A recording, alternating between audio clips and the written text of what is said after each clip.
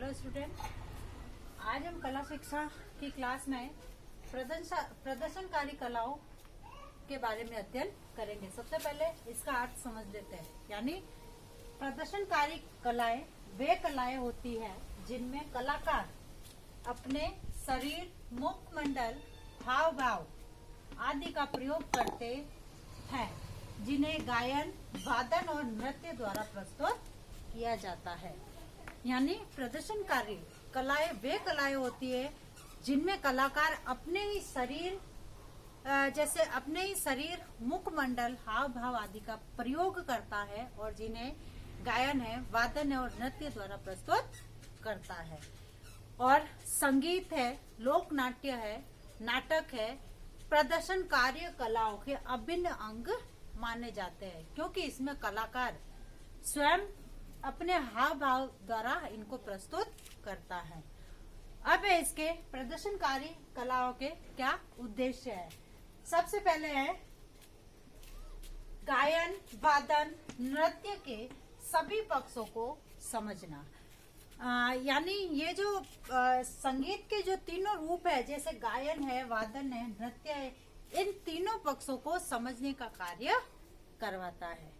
दूसरा है नाट्य कला के विभिन्न रूपों को समझना है, प्रस्तुत कर पाने की क्षमता का विकास करना।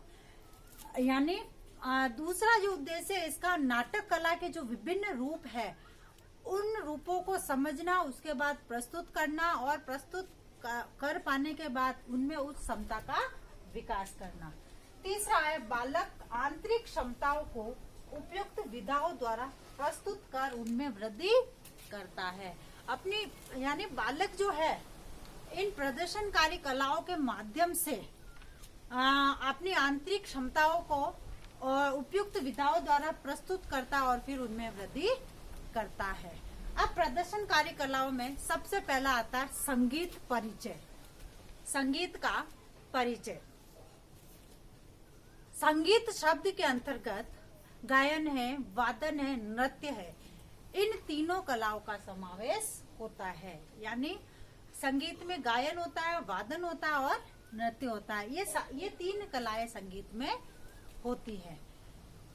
सृष्टि में सर्वत्र संगीत व्याप्त है। जैसे संगीत एक उत्कृष्ट ललित कला है जिसका आधार नाद अथवा आवाज है। नाद यानी ताल अथवा आवाज है संगीत का आधार। इस कारण कला को नाद ब्रह्म कहकर पुकारा जाता है। कहा जाता है कि सृष्टि के कण कण में संगीत व्याप्त है।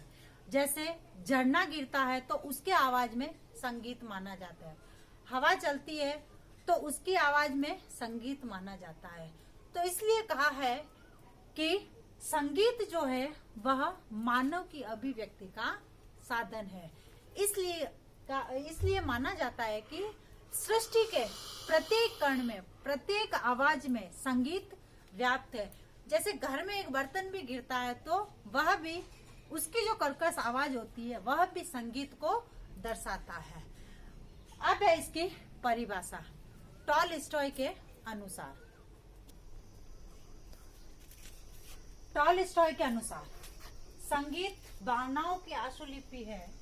जो भावनाएं शब्दों की पकड़ से मुश्किल से आती हैं, वे संगीत में सीधे अभिव्यक्त हो जाती है। यानी अपनी जो भावनाएं है वह शब्दों के माध्यम से तो मुश्किल से आती है, किंतु अगर उन्हीं भावनाओं को हम संगीत के माध्यम से अभिव्यक्त करें तो वह सरलता से, वह आसानी से आ सकता है।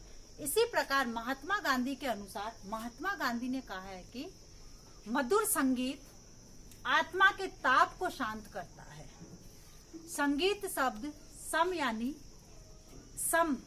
समय यानी सुंदर गीत से बना है, जिसमें साध्य और साधन दोनों ही रूप में सुख कर है। संगीत के दो रूप माने गए हैं, एक है क्रियात्मक संगीत और दूसरा है शास्त्रीय संगीत या संगीत शास्त्र। यानी संगीत को मनुष्य को तनाव मुक्त करके संतुलित करता है।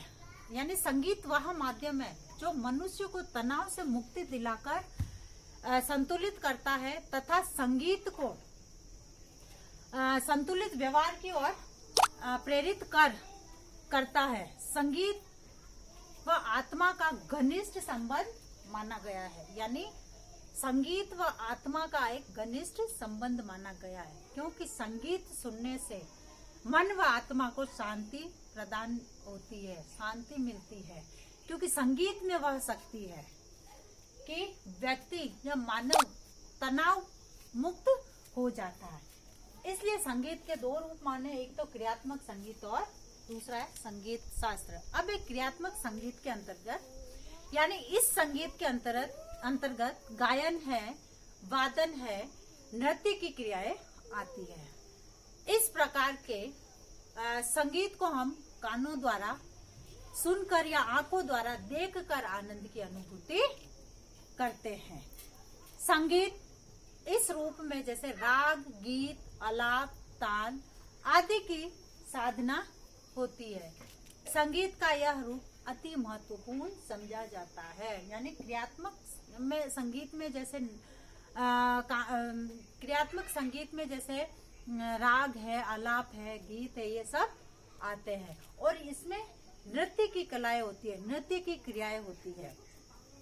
उसके बाद है संगीत शास्त्र, यानी संगीत शास्त्र का क्या अर्थ है। इसके अंतर्गत संगीत का संपूर्ण शास्त्र आता है। संगीत शास्त्र के इस भाग में हम संगीत में ध्वनि है, स्वर है, लय है, ताल है, वह संगीत के इतिहास का अध्ययन किया जाता है। यानी संगीत शास्त्र में लय, ध्वनि, स्वर, ताल, इन सब चीजों का अध्ययन किया जाता है। आज संगीत शास्त्र में सबसे पहले ध्वनि को समझते हैं। ध्वनि क्या है, यानी कानों द्वारा मिलने वाले आभास को हम ध्वनि कहते हैं। जैसे कोयल की आवाज कानों में पड़ना ध्वनि है, बर्तन गिरने की आवाज कानों में पड़ना ध्वनि है। यानी किसी भी वस्तु का जो आघात है वह ध्वनि के रूप में हमारे कानों तक पहुंचता है। किसी भी वस्तु पर आघात करने से उसमें जो तरंगे उत्पन्न होती है, ठोस तथा तरल पदार्थ में भी ध्वनि संचार संभव है। ध्वनि के बोध के लिए उत्पादक, माध्यम और ग्राहक तीनों का अस्तित्व अनिवार्य है। यानी कुछ ध्वनियां जो होती है वह कानों को प्रिय लगती है और कुछ ध्वनियां कर्कश लगती है, कुछ ध्वनियां कर्ण को प्रिय होती है। कुछ का अभिप्राय है ध्वनियां जैसे शोर कहलाती है, जबकि प्रिय ध्वनियां स्वर कहलाती है। यानी कानों को जो कर्कश लगती है वह तो शोर कहलाती है, और जो प्रिय लगती है उनको स्वर कहा जाता है। अब है स्वर, इसमें जिसे श्रुतियों से उत्पन्न स्वर व शंभुनाद, अनुरंजन हो, मन का रंजन हो, कर्ण प्रिय हो, वह स्वर कहलाते हैं। स्वर के बिना संगीत की कल्पना मिथ्या है, क्योंकि जब तक स्वर नहीं होंगे संगीत उत्पन्न नहीं होगा। यानी स्वर के 7 रूप माने हैं, जैसे सा, रे, ग, म, प, ध, नी। स्वर के ये 7 रूप माने गए हैं। अब हम आगे के वीडियो में स्वर के प्रकार के बारे में अध्ययन करेंगे।